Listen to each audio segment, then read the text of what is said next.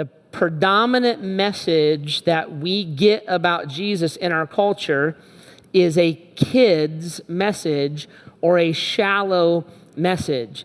And this message shows up a lot in what I affectionately call Jesus junk, all right? So there's all kinds of Jesus stuff out there, and it kind of reinforces these messages. So here's some examples of Jesus junk.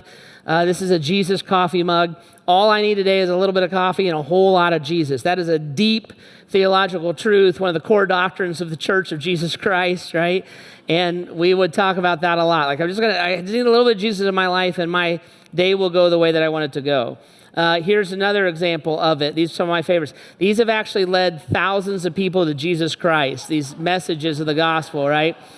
So it's Jesus t-shirts, the bumper stickers, the fish on the back of your car. I don't have one because I don't want you to realize I just cut you off. So I don't want you to know that. Plus, I think it's funny when you flip me off and I know who you are. So it's a good thing. Here's another one. This is one of my favorites. Jesus is my coach.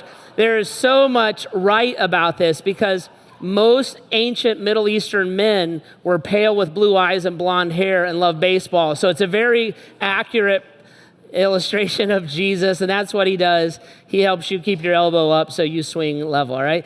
This is one of my favorites, Testaments.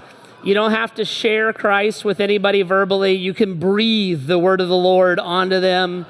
Pass the word, it says. Every pack includes a passage from the scriptures. Isn't that good to know? Powerful fresh breath and a powerful message of Jesus Christ. So if you want to please God with your breath, this is how to do it. This one is straight out of the pit of hell. Anything that involves a cat is going to be tied to the devil. You need to know that. That's actually in the Hebrew, right? So you're going to have devotions in the company of a cat. That's mind-blowing on so many levels. I need to quit talking about it. And then finally, these guys have raised, I know. He's going to rip on VeggieTales, right? If he rips on Bob the Tomato, I'm walking out of this church, right? See ya. Right? So there's these guys singing tomatoes. Now, I don't hate VeggieTales. That's out on Twitter already, so just go ahead and ignore it. But I don't hate VeggieTales. Here's my point. This is what happens. There's not anything necessarily wrong with these things except the cat one. That's evil, right? But all this stuff it's fine. It's whatever. Here's the problem. These things represent often the depth of our understanding about God.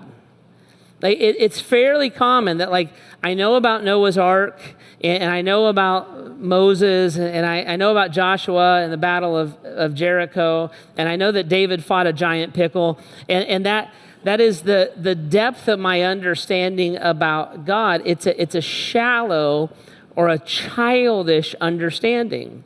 Then what happens is this actually becomes how we think about the Bible, we think about God.